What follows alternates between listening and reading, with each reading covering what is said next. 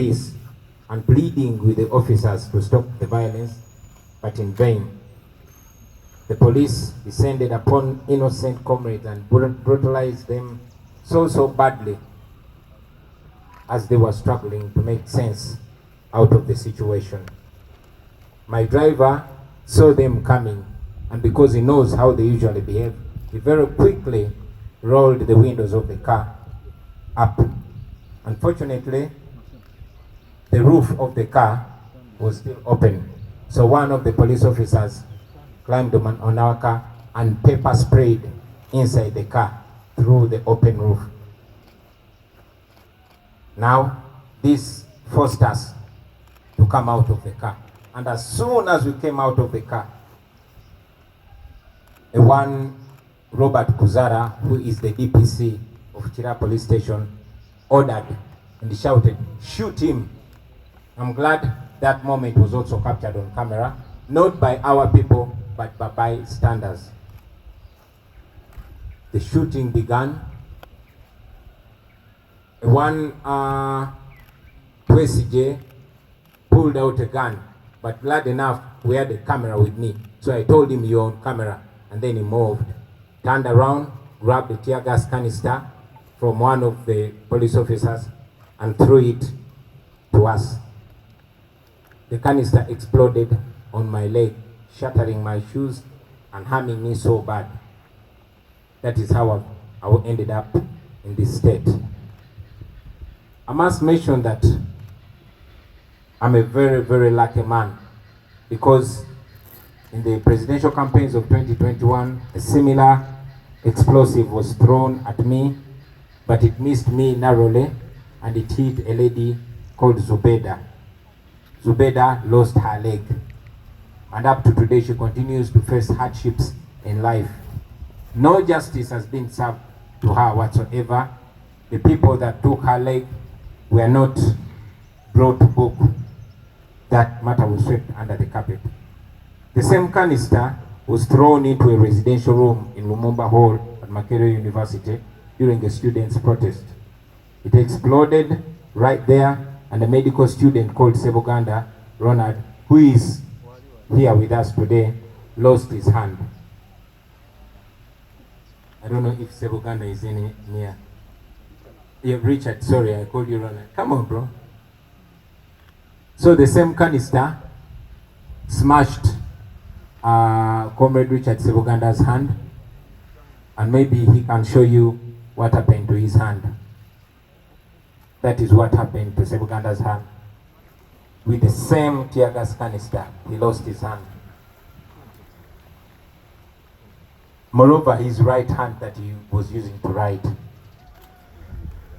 Of course, shamelessly, in their initial statement, the police claimed that I stumbled and fell and I hurt myself.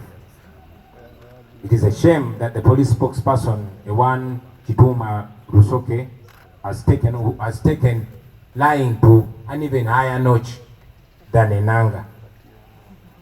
They trained them to lie in broad daylight without shame, and then after a while they issued a second statement where they tried to change the narrative, because many videos came out and exposed their lies. At this point, ladies and gentlemen, allow me to salute the citizens who recorded all these events as they unfolded. I want to thank them very much.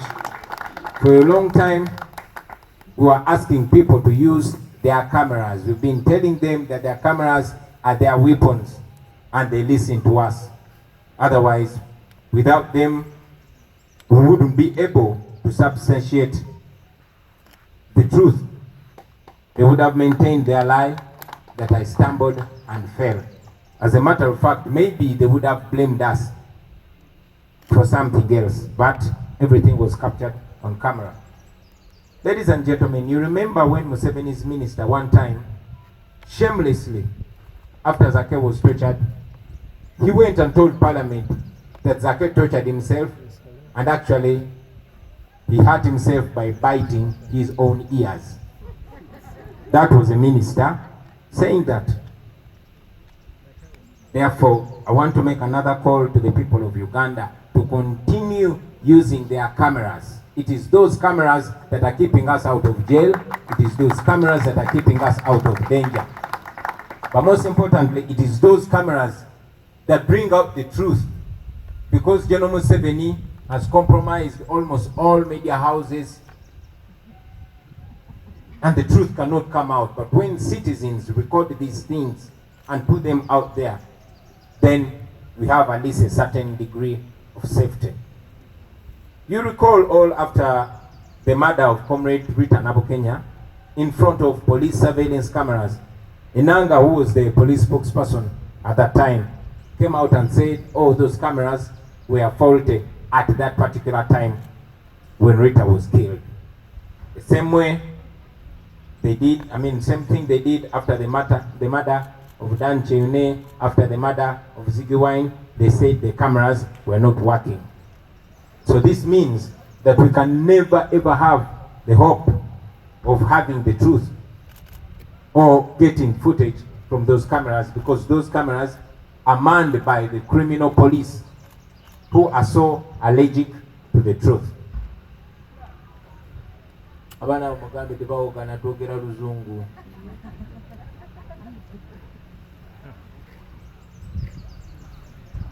So,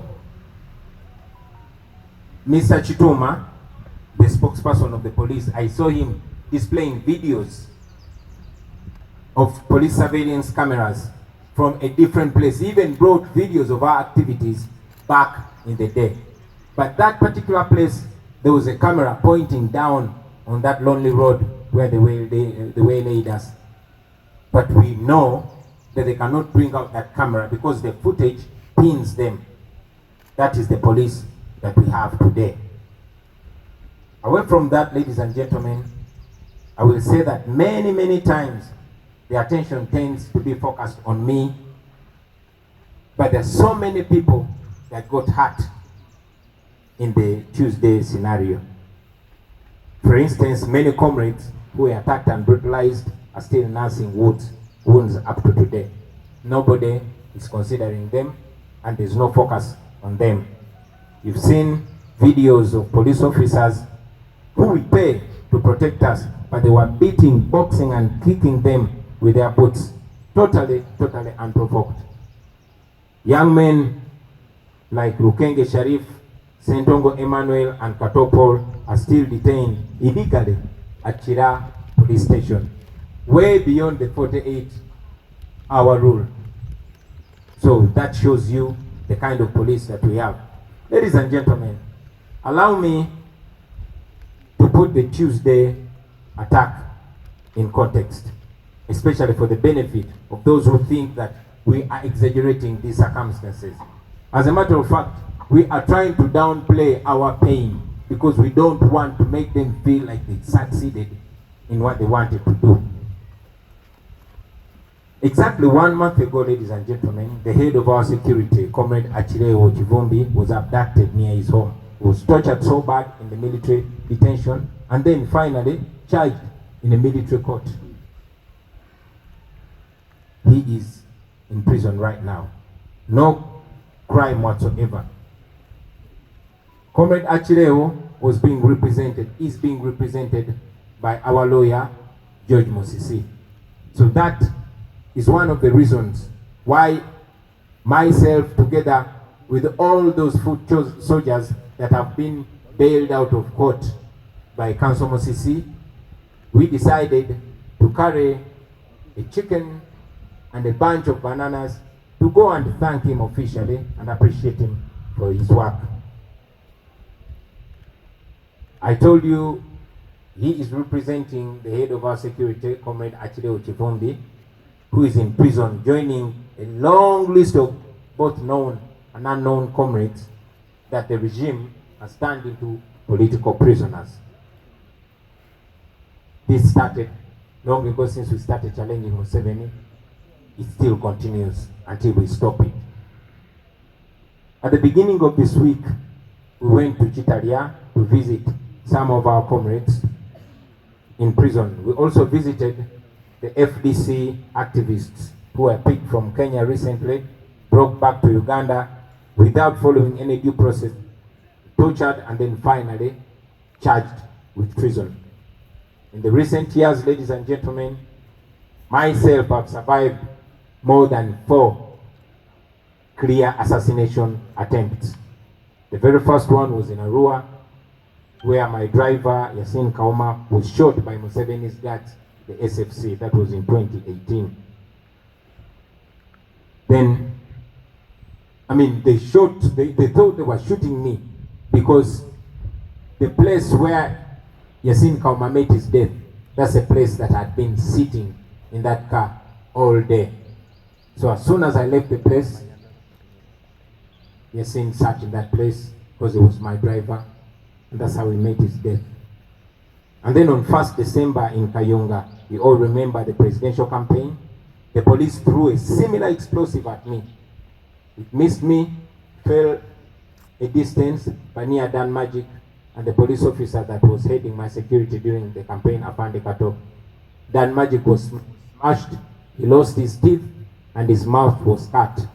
He has had to undergo several surgeries to restore his jaw. And as we speak right now, he's in the UK for yet another surgery. As for Afande Kato, we've never heard from him.